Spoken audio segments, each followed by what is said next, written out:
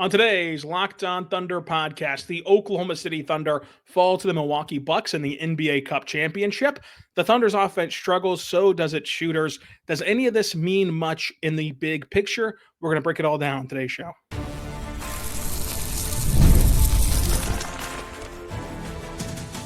You are Locked On Thunder, your daily Oklahoma City Thunder podcast. Part of the Locked On Podcast Network, your team every day.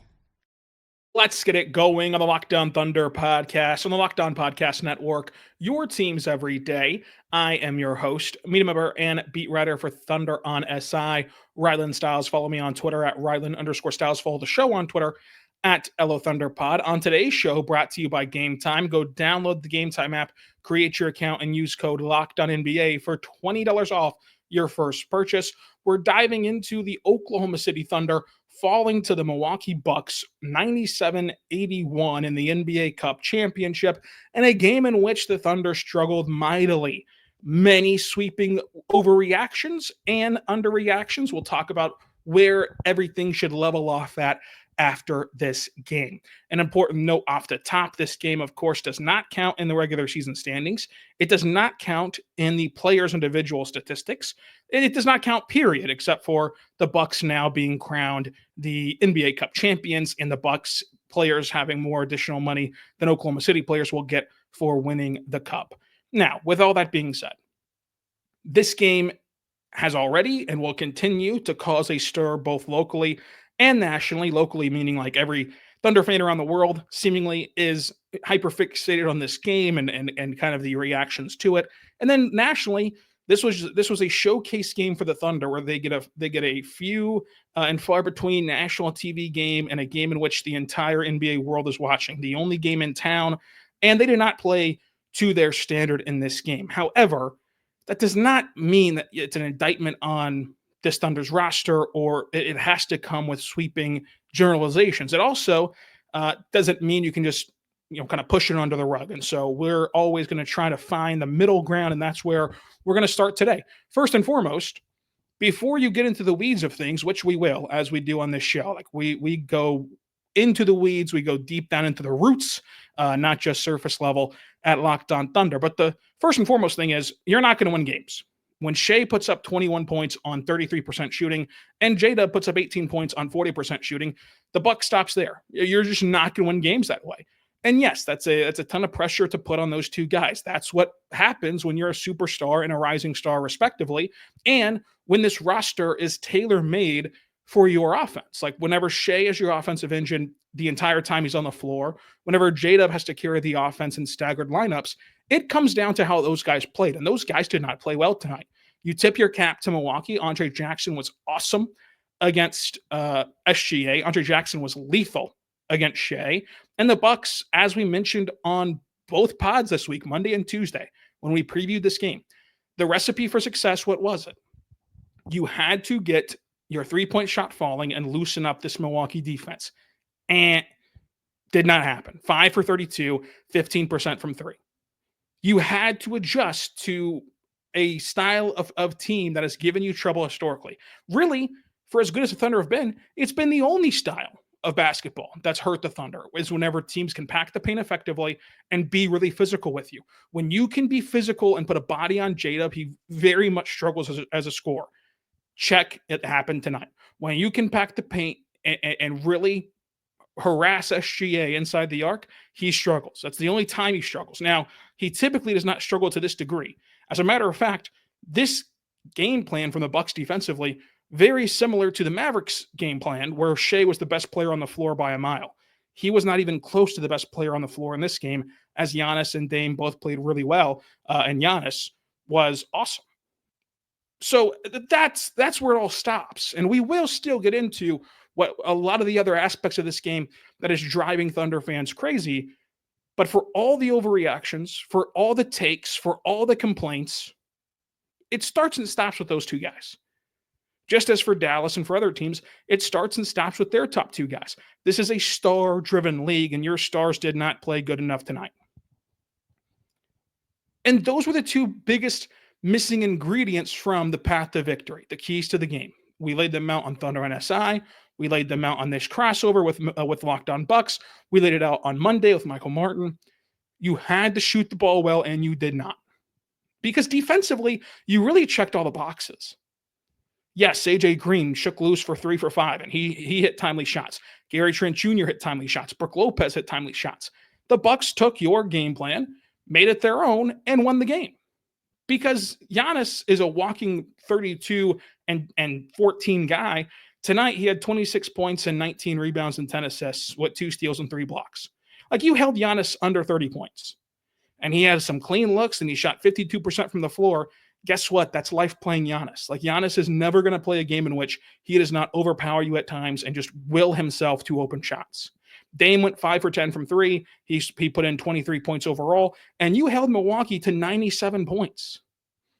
This is the first time all year that the Thunder have lost a game in which their opponent did not crack 100 points. Now, that stat still remains intact for Thursday because this game does not count against those records, but it still is saying you did everything on that end of the floor and nothing, respectively, offensively. 2 of your worst scoring quarters of the season came in the third and fourth quarter. When you went to halftime, you were down by 1. It was a big win for this team to only be down by 1 point for as porous as they shot. And then they ran off the floor. It was a non-competitive game in the second half because you did not get what you needed to get from your top 2 guys. We're going to give Isaiah Hartenstein a ton of love on this show. When he's arguably your best player, when that's even a debate that he's your best player on the floor, you're not going to win games against anyone, much less a Milwaukee Bucks team that's very capable. Like, they're a top 3 team in the East. Of any team not named Boston, it's either them or Cleveland with the second best chance out East. And you can pick apart Cleveland with their small guards and how you think that translates to the playoffs. But nonetheless, that's what it is. And the Thunder, I think, still benefited from playing in this game. It doesn't count in the standings. It creates a 3 games in 4 nights with a back-to-back. I promise you, if the NBA Cup didn't exist and they didn't play this 83rd game, you would still play 3 games in 4 nights right now. Because that's the nature of playing a back-to-back. When you schedule an Orlando and Miami back-to-back, you're going to play 3 games in 4 nights. And so the NBA kind of held off on scheduling a weekend game in case they were going to be in the NBA Cup game. So now you get 2 days off on the back end of this back-to-back instead of just 1, or vice versa. Now you play 1 game on the front end instead of none. It still helps the Thunder out to play this extra game because you got to see it again in a live atmosphere where both teams really wanted to win. You got to see your kryptonite on display. And these teams that can get really physical on the outside and effectively pack the paint, not just do it to do it, not just put bodies down there, but effectively deter you at the rim, where the Thunder had to throw their hands up at times and not even go to the rim. The teams that can do that, like Dallas, like Milwaukee, are the teams that will directly give every iteration of this Thunder team with 2 go-to scorers who do it from inside the arc fits until they learn how to handle more physical matchups. And so when those 2 guys are not hitting to their standards, and frankly not hitting at all, and as a team you shot 5 for 32 from 3, bingo, that's your loss, and there's no real need to further it. And I think that the fear factor is, well, you just saw a whole playoff series against Dallas where this was their MO, and this is what kind of held them up. And not much look changed against Milwaukee in this game, the highest stakes game you've played since that Dallas series last summer. It's important to note that this team is still a young team. And I get it. 90% of the audience just rolled their eyes right now at that statement. I understand it. Because I've been telling you, and everyone else has been telling you, that this is the youngest team in the NBA for a half decade. And it doesn't make any sense. But it's still a fact. Like, factually speaking, the Thunder are still the youngest team in the NBA. And to quantify that and not just give you their age, go look up Dame and Giannis's basketball reference page, click on their career playoff logs, and see that they've played in twice as many big games as any single person on this Thunder team has played. That's a team that knows how to win, that's been in big spots before, and was able to execute their game plan. So I don't think it's an indictment on the Thunder. I don't think it's something where, they're going to struggle in May because of what happened here, right? But it is another opportunity for you to see how this version of OKC deals with the same problems that it had a year ago. And there's the other kicker. Let's not forget that to get here, you had to beat Houston and Dallas, two teams who are Dallas, who everyone going into that game said that they had your number, and some still believe that they have your number because PJ did not play in that game. And then Houston, who's the second best defense in the NBA and was capable of muddying up the game defensively and hurting your offense, and you still won that game pretty convincingly down the stretch with a third quarter run of your own. It's just that third quarter run never came. To the point about the same problems being an issue from last year to this year, we're going to talk about that more in depth because I don't think that that's necessarily true coming up. But first, I want to say right now about our good friends over at FanDuel. Go check out FanDuel today because you can tackle the NFL action with FanDuel, America's number one sportsbook. Right now, new customers can bet $5 and get $150 in bonus bets if you win. At FanDuel, it's FanDuel app. It gives you everything you need to bet on the NFL all in one place, from live bets, player props, over-under spreads, all that good stuff at FanDuel.com. Join today, and when you do, you're going to get started with $150 in bonus bets when you win your first $5 bet at FanDuel.com. So go check them out today, and if you only care about the NBA, no worries. You can bet on the NBA as well. For example, the Thunder open up on Thursday night against Orlando as 5.5-point favorites over the Orlando Magic. Go check them out today at FanDuel.com. Also want to tell you right now about our good friends over at Mint Mobile. Go check out Mint Mobile today because they have everything that you need to ditch your overpriced wireless plans. Because somehow, when you go to big wireless providers, what you see is never quite what you get. Somewhere between leaving the store and getting your first month's bill, the price you thought you were going to be paying magically skyrockets. With Mint Mobile, you'll never have to worry about gotcha moments ever again. When Mint Mobile says $15 a month, it's going to give you that for your purchase of a 3-month plan. They really mean that. So say goodbye to your overpriced wireless plans, jaw-dropping monthly bills, and unexpected overages. Mint Mobile is here to give you the resources and rescue you from your premium wireless plan starting at $15 a month. All plans come with high-speed data and unlimited talk and text delivered to you on the nation's largest 5G network. Use your own phone with any Mint Mobile plan, and you can bring your phone number along with your contacts with you. So ditch the overpriced wireless plans and get Mint Mobile's deal starting at 3 months of $15 a month on their network. So go there right now, and new customers can get this offer where you get a new 3-month premium wireless plan starting at just $15 a month at mintmobile.com/LockedOnNBA. That's mintmobile.com/LockedOnNBA. Cut your wireless bill to $15 a month at mintmobile.com/LockedOnNBA. $45 a month upfront, payment required. It's equivalent to $15 a month. New customers on their first 3-month plan only. Speeds do slow after 40 gigabytes of unlimited plan. Additional taxes, fees, and restrictions apply. See Mint Mobile for details. We're back on the Locked On Thunder podcast, on the Locked On Podcast Network, your teams every day. Thank you so much for making us your first listen every single morning, every single day. We're here for you, talking Thunder basketball. Folks, the Thunder did look eerily similar in this game compared to their Dallas playoff series loss. I will grant you that. They also didn't have their full complement of players, right?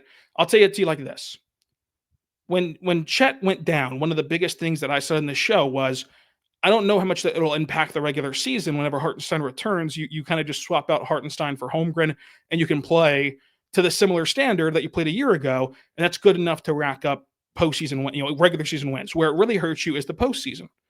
Whenever Chet comes back, it'll hopefully be before the postseason, and according to the team, of course, with their initial press release on the injury, they expect him to come back before the end of the regular season. But this year's team, when fully healthy, can play a center all 48 minutes. Last year's team could not, and the team currently active right now cannot. That's a massive change, right? This year, in this game against Milwaukee, against a team that does all those things of packing the paint and making life hard on you inside, if you had Chet Holmgren in there, he's another guy who can add some gravity, who can bend a defense, who can take advantage of open shots from three. And if you look at how Chet played against Dallas, he was excellent. The Thunder dominated those Mavericks minutes with Chet on the floor. Like, he was really good. He was a key pivotal piece of that game, of that series against Dallas. You didn't have him against Milwaukee. You couldn't have a center on the floor at all times protecting the rim. You didn't have an extra shooter to go to whenever everybody else fell flat. So it's 0 for 4 from Dort from 3. It's 1 for 6 from Isaiah Joe from 3. It's 1 for 4 from Kenrich Williams from 3. Kaysen doesn't even attempt a three-pointer in 22 minutes. 0 for 2 from Caruso. 0 for 2 from AJ Mitchell. 0 for 1 from Dylan Jones in garbage time. 5 for 32. 2 for 9 from 3 for Shai. 1 for 4 from J-Dub from 3 as well. Chet gives you an opportunity to have a better shooter out there and to fix that issue. He also fixes your size concerns for the majority of this game. He also, of course, bends the defense in a different way than Isaiah Hartenstein does. And if those two guys are in there together, Hartenstein and Holmgren, for spurts of this game, that gives another look at Giannis. What did we talk about on the crossover show? The only thing that Locked On Bucks has noticed that has challenged a player like Giannis to this point has been teams who can just throw multiple different looks at him consistently. The Thunder can do a good job of that. They have J-Dub, they have Hartenstein, they have Caruso, they have Kaysen, all in this game who they can throw at you. But it's different when you can go from what Chet does defensively to what Hartenstein does defensively, a combination of the two, plus you have those other guys that we mentioned.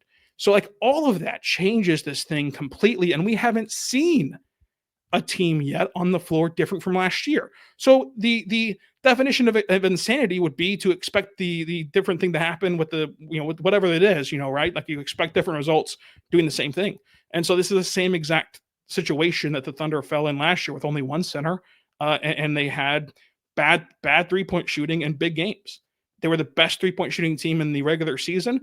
They could not hit water out of a boat at times in the postseason whenever it mattered, and it sunk them. And so that's where you can get into the overreaction of what needs to happen. Like the Thunder need to go do this or that. My thing is, this is not a one-game sample size thing. The Thunder do need shooting. Now, I don't say that as in they need to go revamp this roster or go make any sweeping changes. There's multiple ways to do it. Cam Johnson, who's a popular trade target, yes, he would certainly help. Cam Johnson would be awesome on this Thunder team. I think Dorian Finney-Smith would be awesome, and he's a guy I think you could get for cutting Brendan Carlson and trading 2 second-round picks and not really shaking up this roster, period. So Dorian in the fold would be something awesome for the Thunder to look at when we won't know what they plan to do until February, right? But it can also come internally because Isaiah Joe did not start shooting the ball this season well. Like he was not good shooting the ball to start. He's already turned that around to a 38% clip. Kaysen Wallace has been slower to turn things around. He's dropped from 40% last year to 28%. So that's all baked into the cake, right? The Thunder's focus this year has been more three-pointers, so higher volume than last year, which hurts their efficiency because last year they're the best three-point shooting team. Now they're the 19th. So that's hurt. Kaysen has plummeted from 40 to 28. That's hurt. Even Isaiah Joe is down from 40 to 38. Like that's hurt. And then he's at 38 again because of a strong, last few weeks here. It's still early. We're not even at Christmas yet. Like these guys internally could turn it around.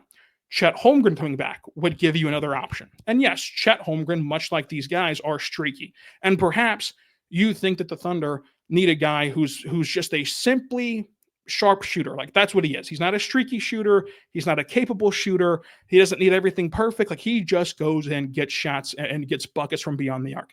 And you're perfectly within your right to want that. I will just say, when Chet Holmgren is healthy, and now you can flip through a Rolodex of Kaysen, Lou can get hot, Joe can get hot, Chet can get hot, Caruso can get hot, who shot 40% last year and has taken a nosedive from 3 this year. Now, when that Rolodex gets larger, you're more comfortable betting on one of those shot variants to trend your way. And in this game, it just so happened that they all trended the negative way. But for all we know, Thursday, they'll all trend the positive way. That's why it's shooting variance. And so you just give yourself another dart to throw at the dartboard whenever Chet's healthy, that you did not have in this game, that you haven't had for the majority of this season. And at the end of the day, every loss is going to feel this way because nobody likes to lose. This team is still 20-5. This team has still done way more good than bad. Shooting is just one area where the Thunder have capable guys. They don't necessarily have like a knockout shooter. And that is really important come playoff time. It's really important whenever you have a formula against Shai and J-Dub that you've seen can throw them off kilter, if not outright stop them. Like, for example, Shai, I would say he was just thrown off against Dallas. He still tallied the best series. He still tallied jaw-dropping numbers. Like, he still was incredible against Dallas. J-Dub was shut down against Dallas in the playoffs. And if you have an additional couple shooters, perhaps that will fix things. And so that's why I struggle to like just say it's a different verse, same as the first of last year, because some of the changes we just haven't gotten to see the benefit from them that Sam's made. He's made the change to go get you 2 centers. You haven't gotten to see the benefits of that yet. And so it feels the same. It's not really the same, though. He swapped out Josh Giddey for Caruso. Caruso shooting 40% from 3 and averages around 37% from 3. He's been dreadful offensively for the majority of his season. He made a change that on paper looked like the exact right move. It just did not work out. You go back to the last deadline. On paper, Hayward looked like a brilliant addition for a team that could go through offensive lulls. He could not hit water out of a boat in the ocean. Next to a pirate ship, he's so far deep in the ocean, he still couldn't hit water out of a boat. He was just abysmal offensively. He didn't care. He didn't try. It was a dud trade in the sense of production, but a masterful trade in the sense of freeing up cap space to go get you Hartenstein, which is what it was really for. That was like the number one priority. And if Hayward gave you anything in the meantime, that's good too. So I just think that they've tried to make those moves. You've just got to be patient and realize that some of this stuff was unpredictable, and some of this stuff just hasn't gotten to see the light of day yet. You haven't gotten to see Holmgren and Hartenstein healthy yet. Who would have guessed that Case and Wallace would go from 40% to 28%? Do you really buy that? Like, do you really buy that at the end of the year, Case will be shooting 28% from 3? I personally think that will turn around at some point. Do you really buy that Caruso will go from 40% to this dreadful, 22%, whatever mark he's at right now? I personally think that Caruso will also turn that around, much like I believe that Case and Wallace will. And so I just think that some of this stuff is going to take time. Like again, for his career, Caruso is a 37% three-point shooter. So even if you don't want to give him that 40% number of last year, that's fine. That's well within your right. He only played 71 games last year, sure. But he went from 37% from his career to 25.9% this year. That's going to turn around, man. Like, that's going to turn around. So what does this team look like whenever those two things happen?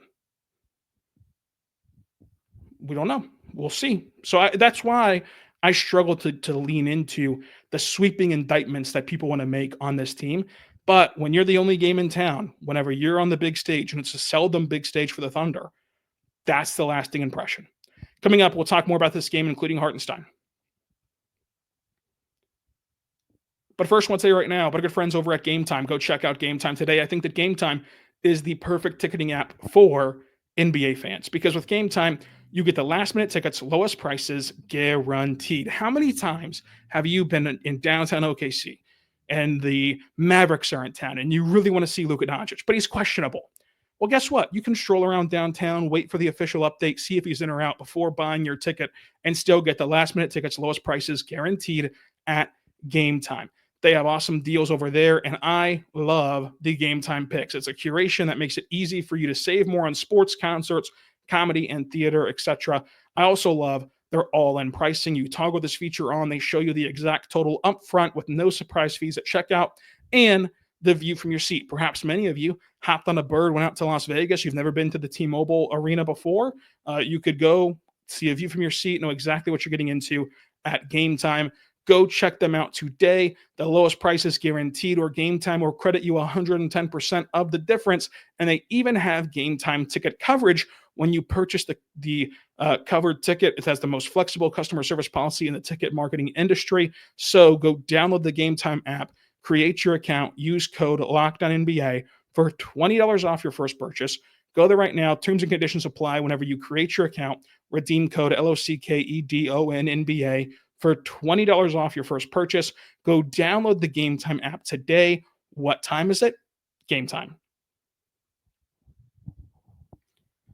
We're back on the Locked On Thunder podcast, on the Locked On Podcast Network, your teams every day. Thank you so much for making us your first listen every single morning, every single day. We're here for you, talking Thunder basketball. Well, Isaiah Hartenstein, arguably the best player on the floor for the Thunder, 16 points, 12 rebounds, 2 assists, 1 steal, 4 for 4 on free throws, 6 for 11, from the floor. He started out this game like a gangbuster. It was floaters left and right. It was active defense, and the Bucks did a good job of adjusting to it. Like they did a good job of just blitzing Shai, going high over the screens that Hartenstein was setting, and kind of eliminating that because you don't necessarily see Shai oftentimes break those with good passes to Hartenstein, and Hartenstein camps out a bit too high instead of like rolling all the way to the rim. Like all that stuff mattered, and the Bucks adjusted to it very well. But Hartenstein overall played a really good game for OKC. He was effective in his role, like if you take this and pair it with Chet, again, I hate to keep tethering Hartenstein to Chet because I feel like it kind of dismisses what he's doing right now, but it just shows how much the Thunder can maximize what Hartenstein's doing if they had Chet and another guy out there. That's where you're really ideally going to see this Thunder team play. Like the Thunder did not sign Hartenstein with the idea that he'd carry the load for the team in these bulk minutes. It was a partnership between him and Holmgren that we just have not gotten to see fully develop yet. We've talked Shai, we've talked J-Dub. Let's talk about Aaron Wiggins, 6 minutes. And it's a double-edged sword when you talk about Wiggins. You all know my biases toward Wiggins. I think that he should be playing more.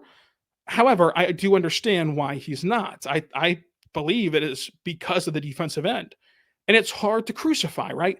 It's hard to crucify leaning on defense whenever you just surrendered 97 points, including garbage time, to Milwaukee, and you held Giannis to 26%. 26 points in this game. You held Dame to 23 points in this game. But by the same token, is he really that much worse of a defender than Isaiah Joe? Is he really that much worse of a defender than some of these other guys? In my opinion, he's not. Clearly, in the Thunder's opinion, it's different than that. In Mark's opinion, that it is a significant drop-off. The reason that I think that you should play Wiggins more, especially in games like this, okay, the three-point shot's not falling. Like, I get it in theory of Joe's a passable defender who can go launch threes and make them. He went 1 for 6. I get it why you'd want to play Isaiah Joe. He can't do what Wiggins can do offensively because Wiggins is the only guy not named Shai or J-Dub right now that's active for the Thunder who can get to his spots and create shots and create points. And in a game where you were laboring so much offensively, I would have liked to see Wiggins play some more. But I do think that they've chosen to lean all in on defense, and it's worked way more often than not. They're 20-5, and they're undefeated whenever they hold teams under 100 points. It just so happened that this is a game where they couldn't capitalize on that defense. And Wiggins does give up plenty defensively. Like a big part of the reason why PJ Washington had a big game in November was directly because of Wiggins. Washington had 3 open shots the entire game. Like it was not a rinse and repeat of he just got open corner threes after open corner threes. He had 3 open shots. And other times he was muscling his way around Wiggins, who cannot play that 4 position to the scalability that Caruso can, to the scalability that Kaysen can, to the way that Kenrich can whenever he was played with Hartenstein a little bit tonight. Like he just can't do it that well. So I think that's why you see him falling out of the rotation some as the Thunder find their stride defensively and get healthy. But I do think that there has to be some balance of okay, how much are you going to let the offense flounder for the sake of defense? Because you also have to score points to win. So it's a catch-22. It's worked out for the Thunder more often than not. I did think it was interesting to see Mark go back to Isaiah Joe in the starting lineup. Every single stat shows you that he's not a good starter. And to Mark's credit, I think you got really good Isaiah Joe minutes for the first segment of this game. For the first 5 minutes, Isaiah Joe was awesome. And Mark looked like a madman of a coach who isn't stubborn and gets rewarded for not being stubborn. But when the game is over and the final buzzer sounds, the numbers again bear out that Isaiah Joe is just not a good starter. His splits, go to Basketball Reference page, look up his splits this season, look at starter and reserve. It is eye-popping how much worse he is as a starter. And there are some players who are just far more comfortable in that bench unit versus that starting unit. And I think that you have a case of Kaysen's much more comfortable starting than Joe is, and he's much more comfortable starting and getting into a groove off these stars than he is coming off the bench. Because Kaysen can read the floor so well offensively that he can generate off-ball good looks for himself and help that Thunder offense while setting a tone for the Thunder defense. And Joe is much more comfortable coming in and lighting it up from 3 as a bench player at the end of the quarter, playing off just Shai versus playing off Shai, J-Dub, and Hartenstein, and Dort. We forget that Dort will take touches too, and now you're the 5th touch getter versus the second or third touch getter when you're off the bench right out of the gates for Isaiah Joe. So I just think that it was a fun idea, but it again shows another feather in the cap for those of us who want to see Kaysen just be the fifth starter, and you start every single game the same way with Shai, Kaysen, Dort, and then Devin Hartenstein. Let me know what you think about this game. Let me know how much that the 83rd game of the year matters to you. It does set up a back-to-back in Florida with the Magic and the Heat. Tomorrow's show, I'll take some of your questions for a mailbag edition, so leave them on YouTube, leave them on Twitter at Rylan_Stiles, leave them at Blue Sky, Rylan Stiles, wherever you want to leave them. We will take them and answer them. So tomorrow, it's a mailbag show, and until then, be good and be good to one another.